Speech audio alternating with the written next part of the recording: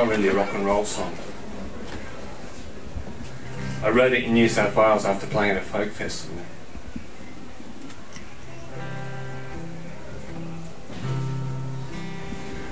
I am only here until I return, which could be many years, or suddenly and soon. I've nothing to hide, but I've still to learn.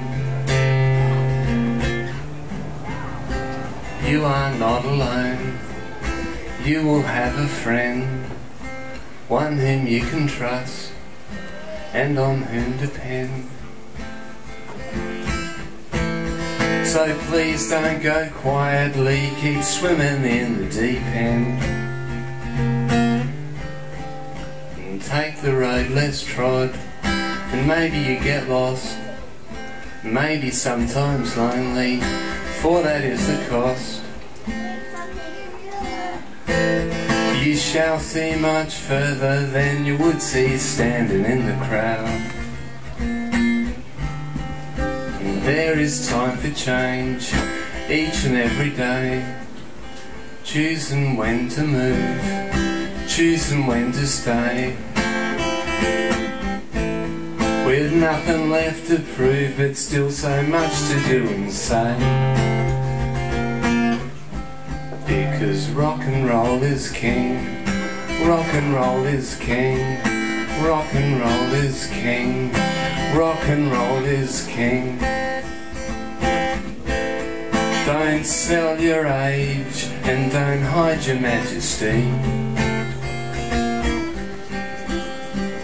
Rock and roll is king, rock and roll is king, rock and roll is king, rock and roll is king, rock and roll is king. It involves driving around, looking at plants, and camping by fires at night and burning some of the plants.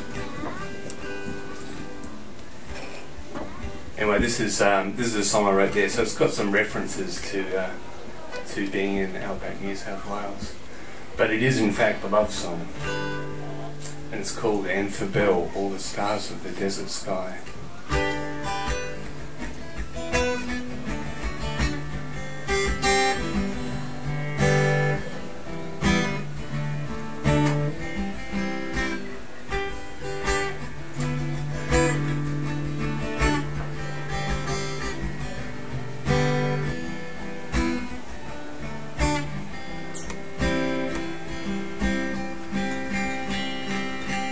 There's a memory that's burning, she dances in the flames, and there's a seed that will lie dormant now until the summer rains.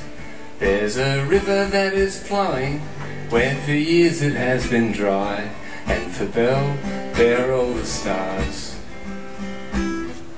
of the desert sky.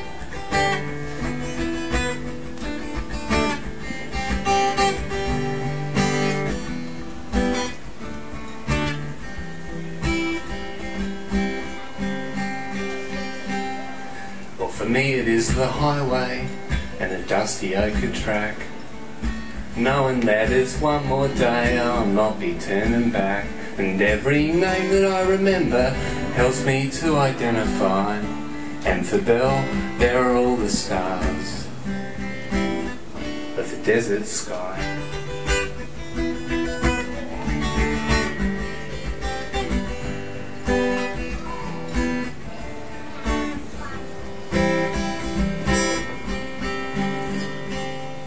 For you, if there's a moment, then it won't be lost in time, as the shadows start to lengthen and the light becomes sublime. Well, the darkness might be coming, but for now you are the one, and for Bell there are all the colours of this setting sun.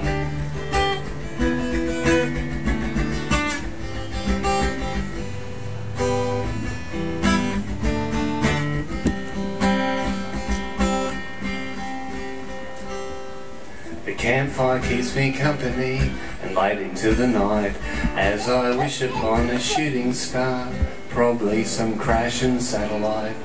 It's not wrong to wish on space junk, it doesn't make a lie. But for Bell, there are all the stars of this desert sky.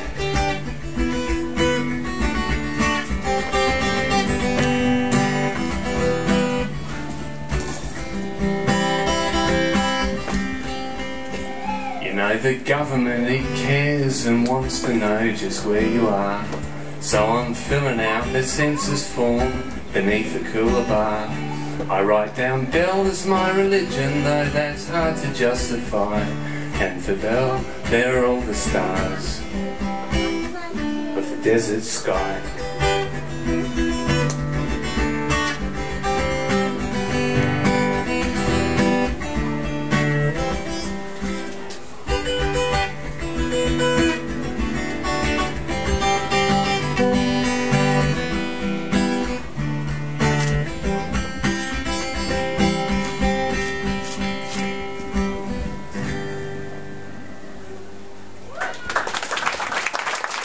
About that.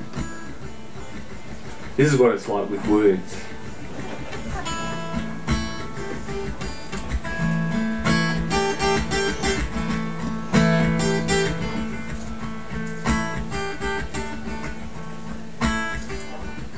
I barracked for central districts for my whole life, and the first year that they won the flag, I was left by my wife. So does that make it a good year? I drove alone for 2 days up the Birdsville track to play some songs there for a friend and to bring her back. Well, it's a good drive, I don't mind the drive, but it's too far for some news.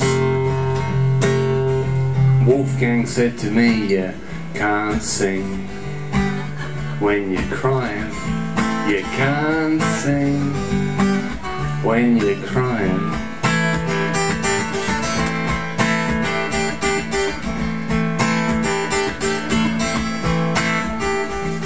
There's nothing left of your life the moment that you die, so it might as well have taken place in the blink of an eye.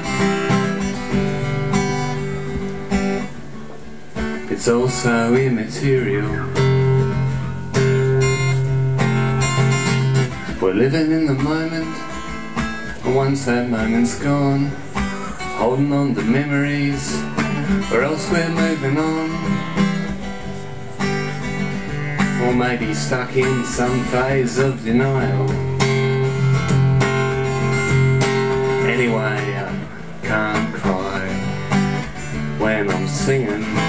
I can't cry when I'm singing. Can't cry when I'm singing. I can't cry. I can't cry when I'm singing. Can't cry when I'm singing. Can't cry when I'm singing. Can't cry when I'm singing.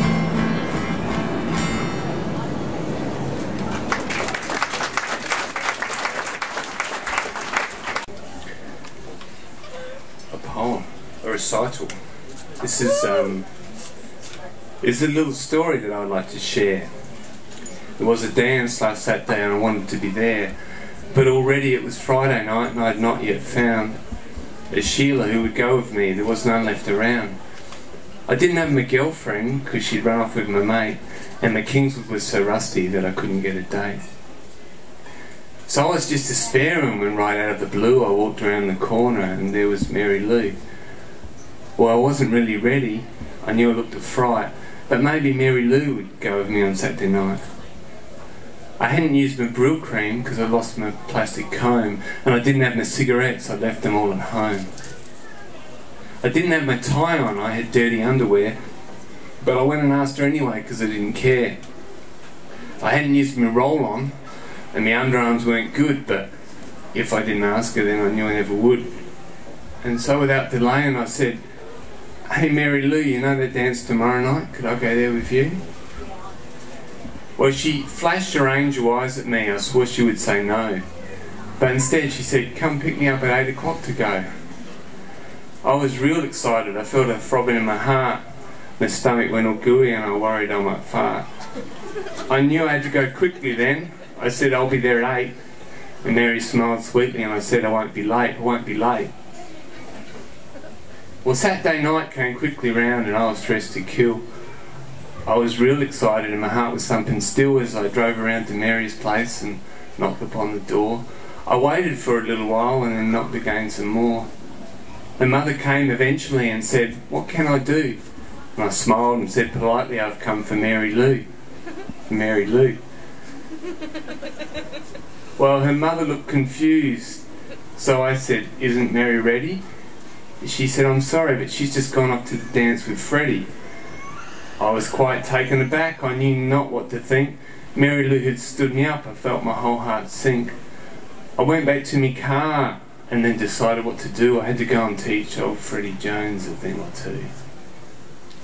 So I drove off to the dance hall and parked outside the door, and when I opened it and went inside and stormed across the floor, there was Freddie dancing cheek to cheek with Mary Lou. I grabbed his shoulder, spun him round and said, well, looky do. I told him straight, I'm sorry mate, but you're dancing with Miguel.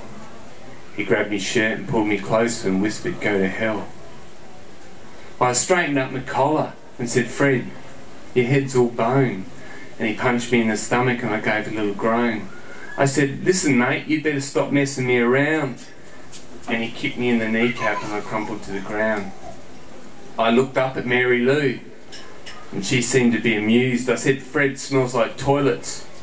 And I copped another bruise. I said to Fred, your mum's a crumpet and you listen to Peter Coombe. And he gave me a karate chop and kicked me right across the room. And there I sat against the wall while Fred and Mary Lou danced the Saturday night away. No, it made me want to spew. But then, quite unexpectedly, Fred gave a sudden yell, twisted over on his ankle, and in a heap he fell. Well, I was distinctly heartened. I felt my spirits rise as I watched Fred's ankle swell up to 3 times its normal size. And then I started laughing as Fred feebly tried to stand, and Mary watched him worriedly, offering him her hand. But as Mary Lou bent over to help out Fred in his distress, a massive rip from neck to knee split down her summer dress. Well, I could hardly see for tears of laughter in my eyes as Mary in her underpants stood frozen in surprise. I was full on laughing. I haven't laughed so hard since Davo pulled his trousers down in Granny Bell's front yard. And Freddie walking on one leg and Mary in her pants, they clambered across the hall and made an exit from the dance. They left the dance. And I waited in the hall until the band played their last tune. Then I wandered on outside under the faintly clouded moon. My Holden wouldn't start, so to walk back home, I took the windy back streets where the lonely often roam. And then it started raining, so I quickened up my pace, and raindrops ran in rivers down the furrows of my face. And with a good 4 hours left to early morning light, I danced a quiet 2-step through the rainy Saturday night.